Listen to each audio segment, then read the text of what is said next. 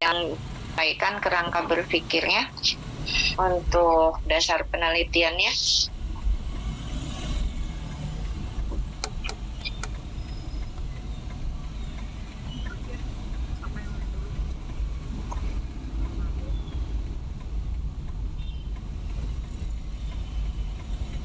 Mungkin ada yang di tempat kerjanya itu ada penelitian atau apa ya, ada kasus gitu belok kemana sayang? Susah. Yang sudah terbayang. Ada suami nggak? Ibu, Ya. izin menyampaikan. Kiri sebelah sana gitu. Ya. Tapi mohon maaf Bu, bila ada kesalahan tolong dibimbing ya Bu. Ya, nggak apa-apa. Kita diskusi ya Bu ya di sini. Silakan Ibu Alni. Ya Ibu, Ali udah mencoba membuat kerangka berpikir tentang abortus. Jadi dari segi pendidikannya kita melihat bahwa kita itu mengetahui ibu melakukan abortus tidak aman. Sedangkan dari paritasnya dilihat jumlah yang melakukan abortus tidak aman itu sebanyaknya berapa orang gitu. Terus setelah Sebelah sana gitu. melakukan abortus, kita kaji apakah yang Sebelah situ aja agak jauh dikit ya. terdapat resiko perdarahan, terus akan terjadinya infeksi dalam rahim, terus masalah fisiologi, sehingga terjadi akhirnya itu ada kematian ibu yang ujungnya tidak akan tertolong karena melakukan abortus tidak aman. Tapi nggak dimasukin Ya, kalinya, Bu. tuh. Jadi nanti dari situ ya Ibu Alni sudah mendapatkan variabelnya yang tadi ya, bisa paritas, kemudian tadi yang abortus itu ya. Nah nanti dari situ sebenarnya bisa dibuat kuesioner juga ya Bu ya, terkait dengan tadi kejadian abortusnya sendiri gitu ya. Misalnya ibu di daerah mana gitu ya, itu juga bisa diobservasi gitu ya. Kalau misalnya ibu bekerja di puskesmas, misalnya di daerah yang puskesmas ibu tangani gitu, itu juga bisa dijadikan sebagai kerangka berpikir untuk nanti penelitian gitu ya. Terima kasih Bu Alni. Ada lagi? Sama Ibu. Izin Ibu mau mencoba. Silahkan dengan Ibu Dewi. Ibu Dewi ya. Ya, Ibu Dewi. Ini contoh kasus ya Bu, seorang perempuan hamil dengan usia kurang dari 20 tahun. Jadi saya memiliki dua variabel, yaitu usia.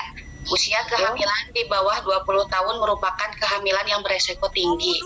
Kemudian variabel yang kedua status gizi, di mana status gizi merupakan asupan makanan yang dikonsumsi oleh ibu hamil. Kebetulan ini IMT-nya kurus dan lilanya kurang dari 23,5, sehingga dari variabel usia dan status gizi kita dapat menyimpulkan resiko kehamilan dan berat badan janin rendah. Di sini juga karena usia 20 tahun hamil, otomatis psikologis yang diderita oleh ibu hamil juga akan muncul ketidaknyamanan pada saat hamil, sehingga resiko kehamilan akan berpengaruh dan berat badan janin pada saat bersalin juga akan rendah, sehingga akan muncul mungkin adanya masalah seperti ada kematian ibu atau juga kelahiran prematur, kematian bayi gitu Ibu. Ya. Terima kasih Ibu. Luar biasa ya.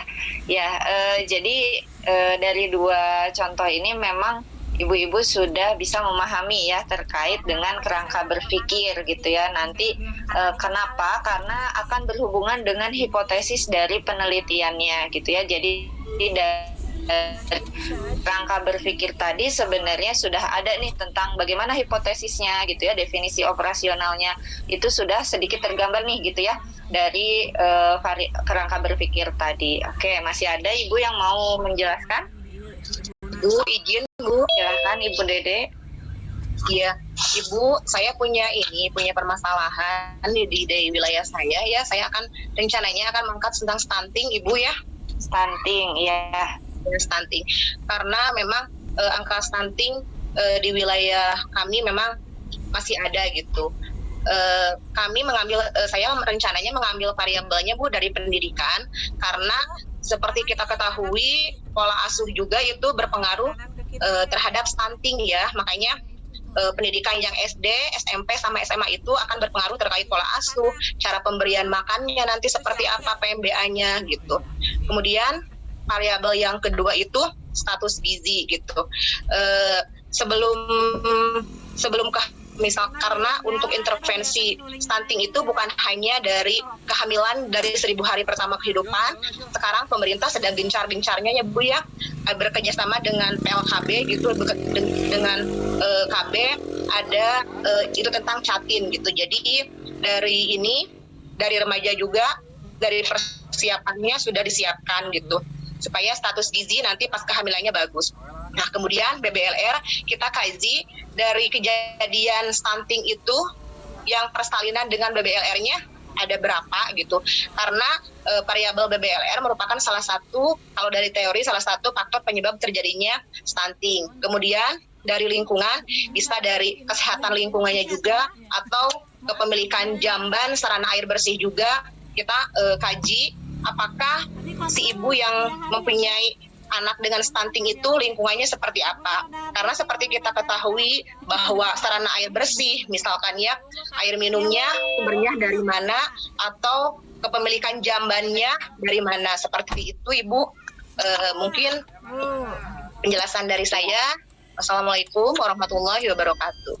Waalaikumsalam warahmatullahi wabarakatuh. Ya betul ya, jadi memang nanti ibu semua bisa mendeskripsikan, jadi ya membagi juga ya variabel. Nah nanti saya akan jelaskan mana variabel bebas, mana variabel terikat ya, mana yang sebenarnya saling mempengaruhi gitu, supaya nanti ketika pada saat membuat proposal penelitian itu tidak tertukar ya, mana yang terikat dan mana yang bebas. Biasanya suka tertukar di situ gitu ya, penentuan bebas dan terikatnya tadi. Tapi dari kerangka berpikir tadi itu sebenarnya ibu semua sudah bisa menjelaskan ya mana yang bebas dan mana terikat. Oke, mungkin saya lanjut dulu untuk materinya. Bilang kanan kirinya, aduh.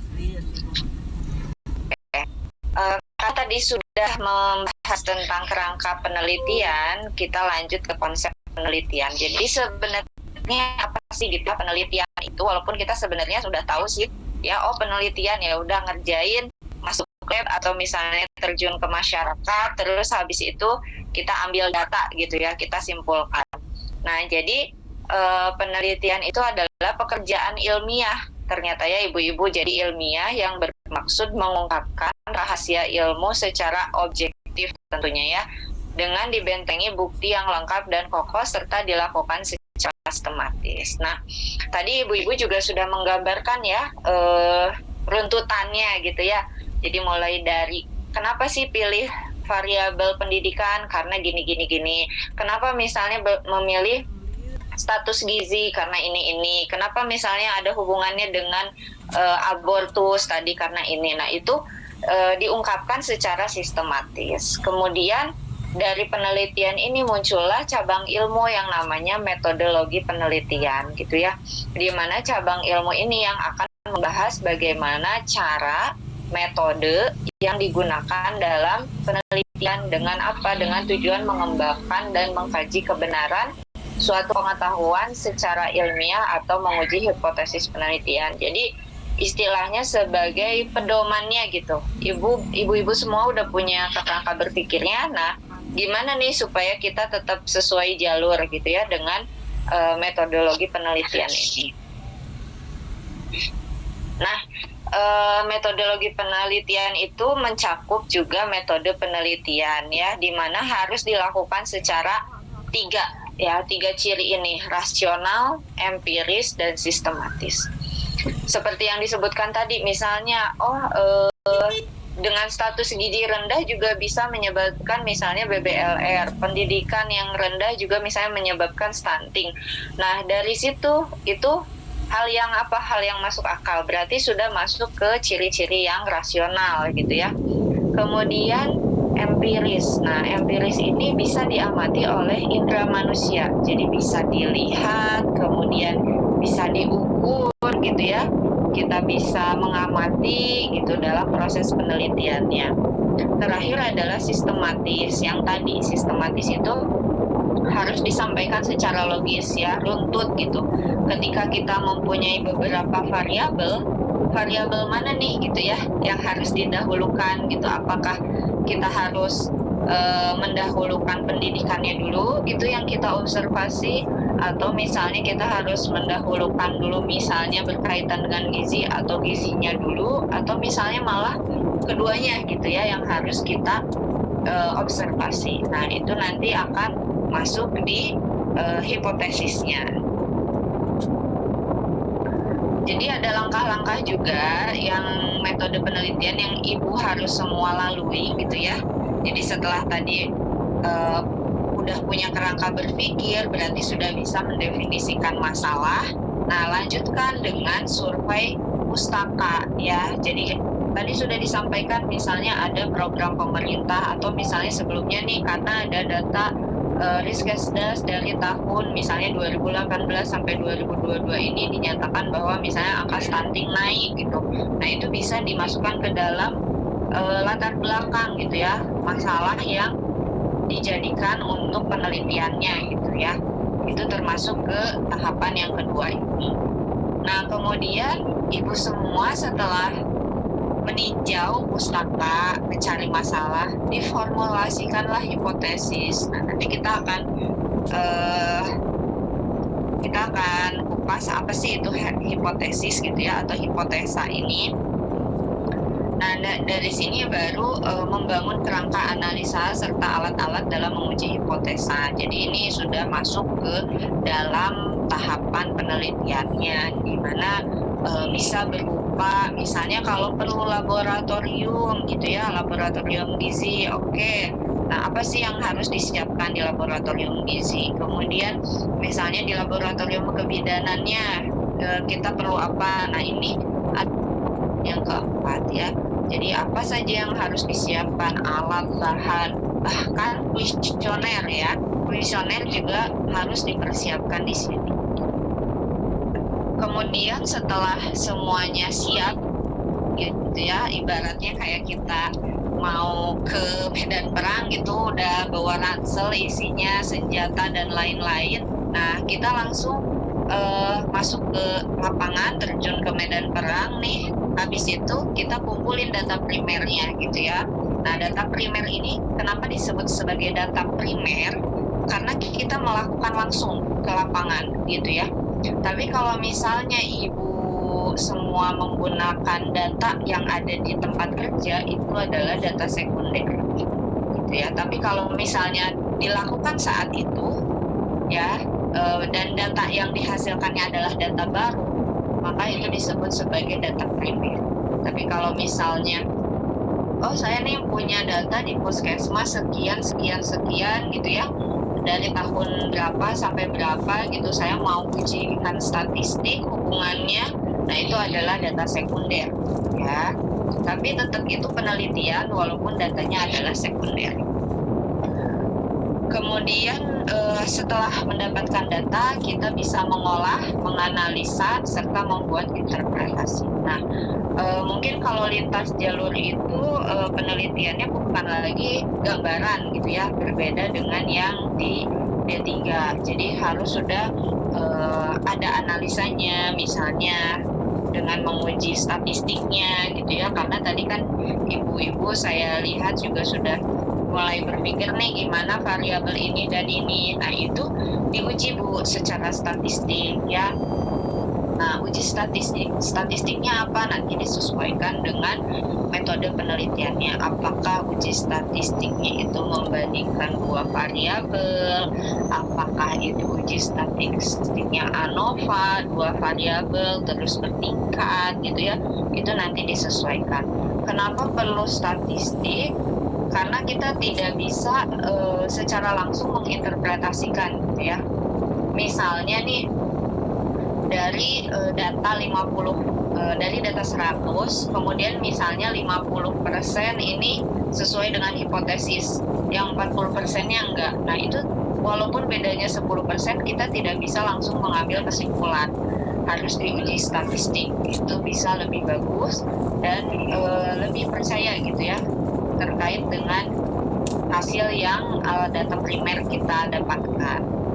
Kemudian membuat kesimpulan, terakhir adalah membuat laporan secara keseluruhan. Berarti laporan yang dibuat adalah berbentuk skripsi ya kalau untuk lintas jalur gitu.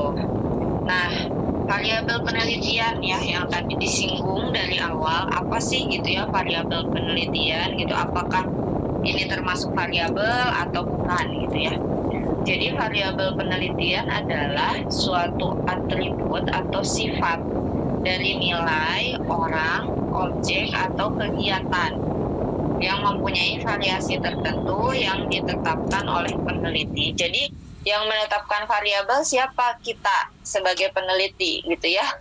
Kita sebagai peneliti mau menentukan variabel. Nah, ada dua variabel berdasarkan hubungannya, itu adalah variabel bebas dan terikat.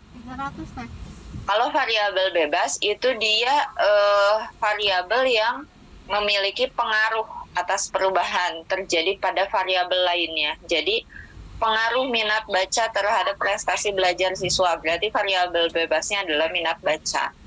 Kenapa minat baca? Karena bebas gitu ya, minat baca itu kalau misalnya di breakdown gitu ya, kita potong-potong, oh ada misalnya minat baca itu saya sebulan sekali misalnya baca buku gitu, atau misalnya saya sebulan bisa 3 kali nih gitu. Nah itu kan variabel bebas gitu ya. Nah si variabel bebas ini dia akan mempengaruhi variabel terikat, di mana variabel terikat itu adalah variabel yang dipengaruhi oleh si variabel bebas. Kalau tadi misalnya variabel bebasnya minat baca, maka variabel terikatnya adalah prestasi gitu. Atau misalnya tadi dari contoh yang Ibu sampaikan, misal dari usia kehamilan atau dari pendidikan, misalnya pendidikannya nih SD, SMP, SMA gitu ya. Kalau sekarang kan SD juga ya, ibu-ibu mungkin ada yang sudah hamil gitu ya, SD, SMP, SMA, terus dia melakukan abortus gitu ya. Nah, berarti di situ pendidikan sebagai variabel bebas. Variabel terikatnya apa? Variabel terikatnya berarti angka kejadian abortusnya gitu. Kemudian nanti gizi, misalnya gizi berhubungan dengan stunting. Nah, stunting adalah variabel terikatnya. Gizi adalah variabel bebasnya. Karena gizi setiap orang itu kan pasti akan berbeda-beda ya. Nah, itu adalah sebagai variabel bebas. Kemudian misalnya tadi bayi prematur gitu ya. Apa sih yang menyebabkan bayi prematur? Nah, bayi prematur ini adalah variabel terikat. Variabel bebasnya apa? Nah, Ibu mau meneliti apa nih gitu ya? Usia kehamilan kah gitu ya? Atau misalnya usia ibu hamilnya gitu. Nah, itu pengaruh-pengaruhnya. Ya. Maaf agak ramai sedikit, yaitu pengaruh-pengaruhnya gitu ya. Jadi bisa tergambarkan mana variabel bebas dan mana variabel terikat gitu. Sampai sini dulu mungkin ada pertanyaan bisa dipahami mungkin terkait dengan variabel. Izin Ibu, Ya. tadi untuk langkah-langkah kan ada data primer ya, data baru gitu. Untuk yang ini data sekunder, Bu, batasan time untuk mengumpulkan datanya, nanti kita bisa mencari datanya berapa tahun ke belakang gitu. Kalau misalnya data biasanya nanti disesuaikan gitu ya Bu ya. Kadang boleh 5 tahun terakhir atau 1 tahun terakhir. Kalau misalnya 1 tahun terakhir datanya itu sedikit, karena nanti gini Bu, ketika kita masuk ke materi tentang sampel dan populasi, di situ ketika kita menentukan jumlah sampel itu harus representatif. Jadi harus bisa mewakili jumlah populasi gitu ya. Misalnya populasinya 1000 gitu. Nah, jumlah sampelnya kita nggak mungkin ngambil cuma 10 ya Bu. Nah itu, jadi nanti untuk batasan berapa sih gitu ya waktu untuk pengambilannya, itu biasanya nanti disesuaikan dengan populasi. Nah, populasi ini misalnya nih, ibu mau mengambil waktu 5 tahun. Ternyata 5 tahun itu misalnya 2000 data gitu. Ternyata setelah dihitung sampelnya itu jadi harus diambil sekitar ya 250 misalnya. Ya, setelah dihitung ada perhitungannya, kemudian ternyata muncullah sampel yang ibu harus olah itu 250, dan misalnya ibu sanggup, itu oke, gitu ya. Tapi kalau misalnya ternyata 250 ini datanya juga berantakan gitu ya, tidak homogen, karena kalau uji statistik kan harus homogen. Makanya kita buang nih, kita pilah aja, nggak usah 5 tahun terakhir, kita ambilnya 3 tahun terakhir deh gitu ya. 3 tahun terakhir representatifnya misalnya dari 2000 itu sekitar 1000 gitu ya.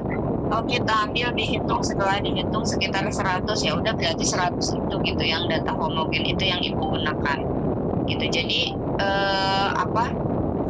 fleksibel gitu ya Bu ya, tergantung nanti dari datanya itu sendiri ada berapa. Kira-kira sampai ribuan nggak Bu itu? Bisa jadi Bu, mungkin. Ya, karena biasanya kalau data lab itu pasti kalau ambilnya 5 tahun itu pasti ribuan kan Bu. Jadi rata-rata sih setahun. Tapi kalau misalnya ibu mau latar belakangnya misalnya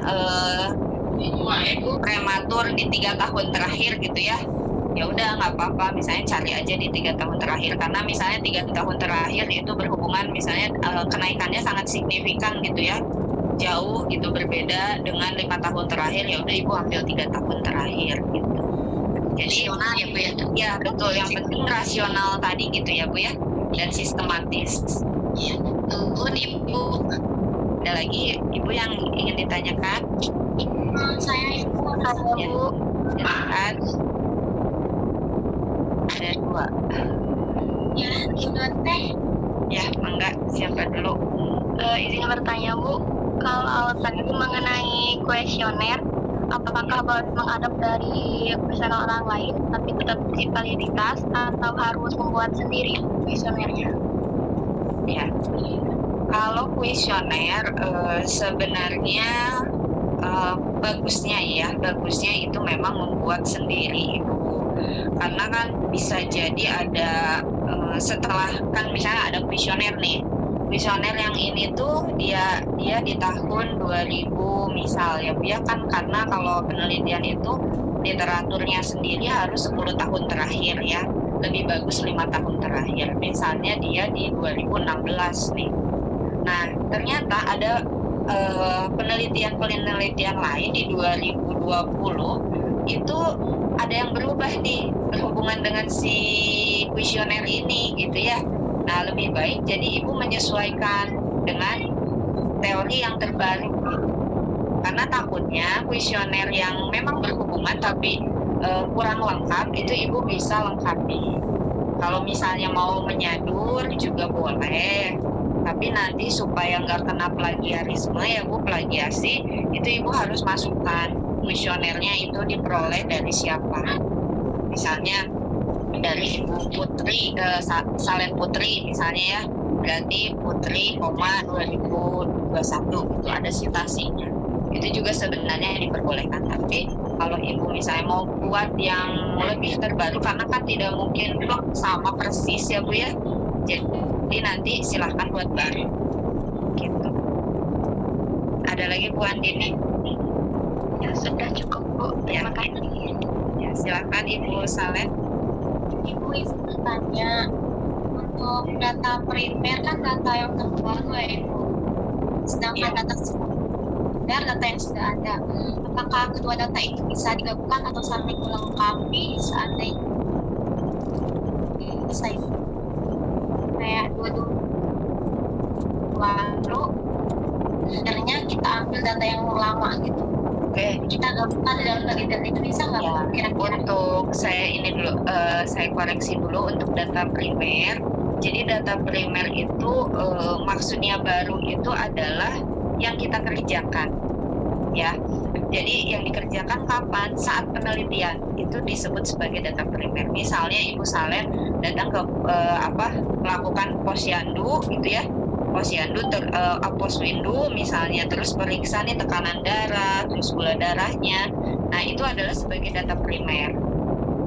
Tapi kalau misalnya Ibu pakai data nih, tahun lalu misalnya mau dikumpulin nih poswindu setahun yang lalu, terus mau saya jadikan penelitian, maka itu adalah data sekunder gitu.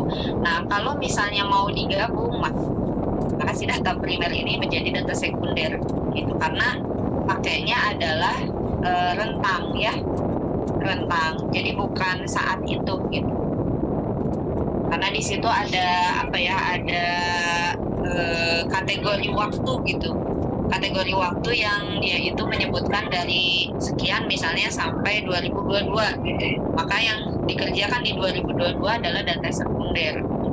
Kecuali kalau Ibu misalnya mau meneliti ya udah saat itu juga, oke, berarti itu adalah data primer. Baik Ibu. Ya. Terima kasih. Ya, ada lagi Ibu? Oke, kalau tidak ada kita lanjutkan ya. Jadi selain tadi berdasarkan hubungan, juga ada berdasarkan sifatnya ya. Nah, yang tadi sifatnya itu dinamis dan statis. Di mana yang dinamis itu adalah yang sifatnya bisa berubah-ubah. Misalnya tadi minat belajar gitu ya, minat baca, kinerja, itu pasti berubah-ubah, tinggi badan gitu ya, dari setiap lingkungan itu pasti akan berbeda. Sedangkan variabel statis itu adalah justru yang tidak berubah atau tetap gitu ya. Misalnya Ibu menentukan saya mau melakukan penelitian di daerah misalnya KBB, nah maka si KBB ini adalah variabel statis. Semua yang orang yang berada di KBB yang dijadikan sebagai penelitian, maka dia adalah variabel statisnya gitu ya. Mohon maaf ini yang mengirimkan chat saya nggak bisa buka chat apa ya. Mungkin ada yang bisa menyebutkan isi chatnya. Ibu Busdiar izin mungkin. Nggak ada Bu, chat terakhir Ibu Teti izin off cam. Oh ya udah.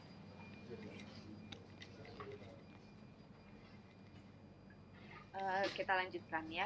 Jenis variabel yang berdasarkan tipe skala atau pengukur. Nah, ada nominal dan ada kontinum. Di mana nominal ini hanya beberapa saja kategorinya. Bisa paling sedikit 2 gitu ya.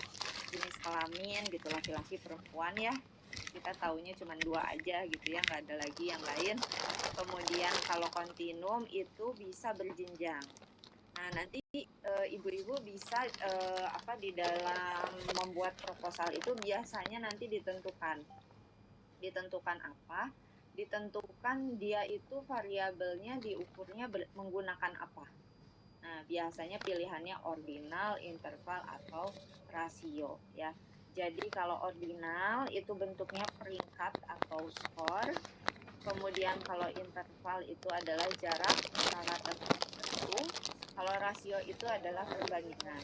Jadi kalau perbandingan misalnya kelompok A itu dia setengahnya kelompok B gitu. Nah, itu perbandingan. Tapi kalau peringkat berarti kan 1, 2, 3, 4 dan seterusnya. Kalau interval itu skala tertentu, misalnya 5, 10, 15, nah itu maksudnya skala tertentu ya. Jadi kalau misalnya kayak tadi terkait dengan abortus, angka kejadian abortus, atau misalnya dengan stunting, kira-kira itu masuknya ke variabel yang mana, jenjang yang mana, ordinal, interval atau rasio?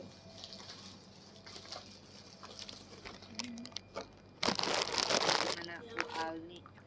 Yang itu Bu, yang meningkat terus menerus itu apa Bu tadi Mbak Punten? Yang berubah-ubah. Ya jadi ada perubahan, ada peningkatannya, menurunnya gitu Bu?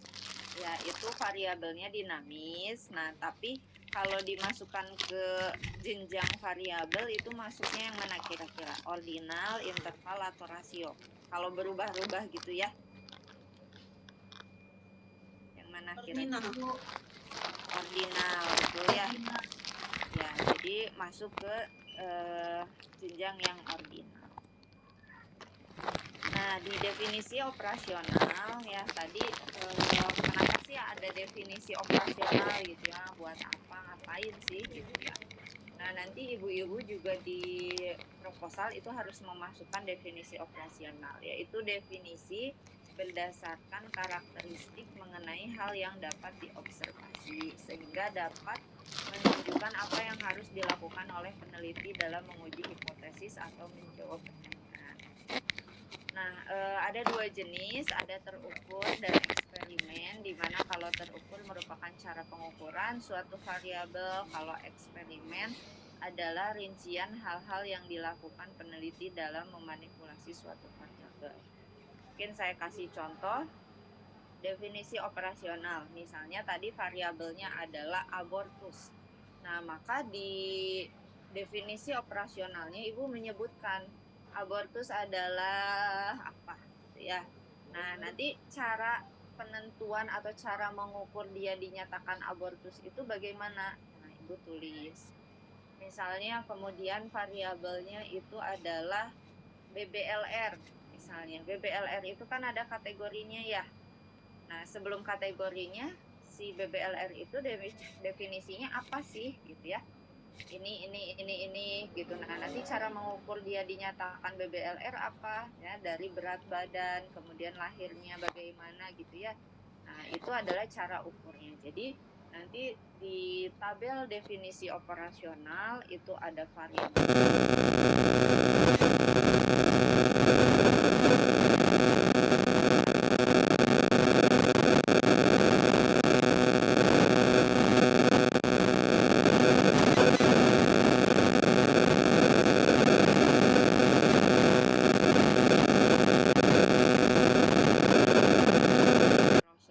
Supaya nanti ketika kita penelitian tuh nggak kemana-mana gitu ya. Oh ternyata misalnya yang kita pengen meneliti bahwa gizi berhubungan dengan stunting, tapi ternyata ada faktor lain nih, misalnya dari stuntingnya sendiri gitu ya, atau misalnya dari faktor lingkungan kayak tadi, tapi saya nggak neliti kok faktor lingkungan gitu. Nah maka ya udah kita fokus di gizi, itu tujuan dari DO-nya sendiri ya. Nah, terakhir adalah hipotesis penelitian ya, di mana hipotesis penelitian ini adalah sebagai dugaan sementara. Kayak tadi misalnya, oh kalau dia pendidikannya rendah, angka abortusnya misalnya tinggi. Oh dia misalnya pada saat 1000 hari pertamanya nih dia memberikan gizinya kurang baik sehingga diduga nanti akan stunting gitu kan. Terus oh misalnya dia tidak menjaga kehamilan nih dengan baik gitu, bisa menyebabkan bayi prematur. Itu semua adalah hipotesis penelitian ya. Semuanya masih berbentuk dugaan, belum real gitu ya. Nah, realnya kapan? Ya realnya nanti setelah kita dapat data kemudian disimpulkan. Jadi dari hipotesis sendiri ada dua ya, yaitu ada hipotesis alternatif dan hipotesis nol, di mana hipotesis alternatif ini biasanya disimbolkan sebagai HA, berfungsi menyatakan hubungan antara X dan Y gitu ya. Nah, hipotesis ini menjelaskan adanya hubungan antara variabel satu dengan lainnya. Misalnya ada hubungan antara tingkat kemiskinan dan ketersediaan lowongan kerja. Jadi karena ketersediaan lowongan kerjanya rendah, maka tingkat kemiskinan ikut naik gitu ya. Oh, itu ada hubungan. Nah, jadi menjelaskan gitu. Oh, ternyata misalnya gizinya bagus, stuntingnya rendah gitu ya, angka kejadiannya. Nah, kalau hipotesis nol ini atau biasa disebut nol hipotesis, itu biasanya hipotesis untuk statistik ya. Jadi nanti biasanya walaupun nggak menggunakan statistik juga tetap harus menyebutkan hipotesisnya apa ya. Nah, kalau hipotesis nol biasanya untuk yang penelitian kuantitatif. Artinya apa? Penelitian yang menghasilkan angka gitu ya, diuji secara statistik, kemudian menghasilkan angka gitu ya. Berbeda dengan penelitian yang sifatnya gambaran gitu ya. Gambaran, misalnya gambaran kadar gula darah pada ibu hamil gitu ya. Oke, itu nggak perlu statistik, tinggal disebutkan aja. Ternyata gula darah pada ibu hamil sekian. Berbeda halnya jika variabelnya itu kita ubah. Misalnya gambaran kadar gula darah berdasarkan usia kehamilan, misalnya trimester 1, trimester 2, trimester 3. Nah, dari 3 trimester itu dihubungkan, maka itu pakai statistik.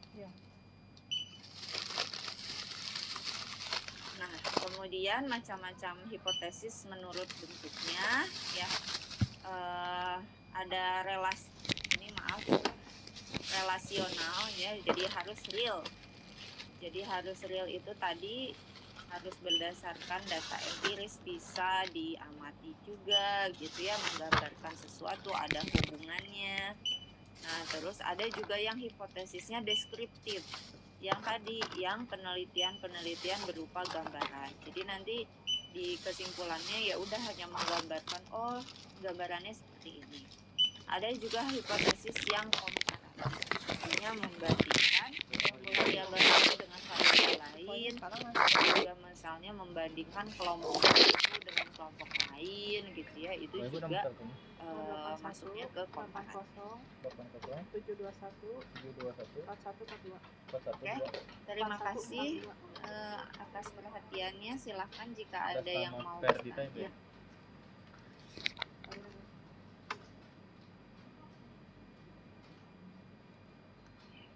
Sambil ada yang berkegiatan ya di posyandu ya. Oke, mungkin saat ya Ibu Nurul mau bertanya. Iya, Ibu iya. maaf saya izin bertanya. Tadi kan Ibu menjelaskan tentang data primer dan data sekunder. Kalau misalnya kita penelitiannya menggunakan data sekunder, Bu, apa itu masih membutuhkan kuesioner? Ya. Kalau kuesioner untuk ya, terima kasih.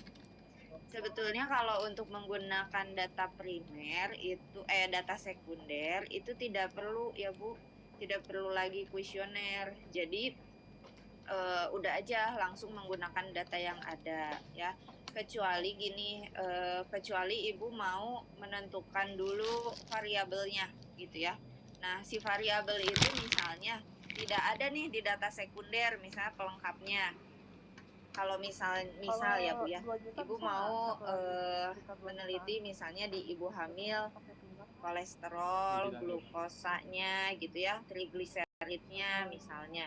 Nah, tapi Ibu pengen tahu juga nih ya dari dari data-data ini apakah orang tersebut atau pasien tersebut punya turunan gitu ya. Kalau DM kan ada yang genetik juga ya Bu ya. Nah, misalnya ya itu ada genetiknya atau enggak, berarti kan perlu kuesioner. Ya, nah nanti apakah Ibu mau mencari semua dari data itu dikasih kuesioner atau seperti apa gitu. Nah, itu harus disesuaikan lagi. Tapi kalau misalnya Ibu mau mengambil data yang sekunder sebagai dasar, terus nanti Ibu mau menghasilkan data primer, itu juga boleh. Jadi misalnya dari data sekunder, ada misalnya 50 orang nih yang gula darahnya pada saat hamil itu tinggi. Terus nanti Ibu pengen tahu nih apakah ini disebabkan oleh gizinya atau misalnya oleh genetiknya gitu. Terus nanti Ibu mau melakukan penelitian lagi ke ibu ini gitu ya, ibu yang 50 ini saat dia hamil. Kan berarti harus ngecek lagi ya, apakah dia lagi hamil lagi atau enggak gitu. Jangan sampai oh ini mah dia nggak lagi hamil, oke delete gitu, bukan termasuk data begitu. Jadi nanti disesuaikan juga dengan tadi ya yang kerangka berpikir tadi. Jadi jangan sampai oh iya saya mah udah ini aja gitu. Nah jadi disesuaikan. Gitu. Baik Ibu, terima kasih. Ya ada lagi ibu yang mau bertanya? Bertanya lagi Bu. Ya silakan Ibu Andini.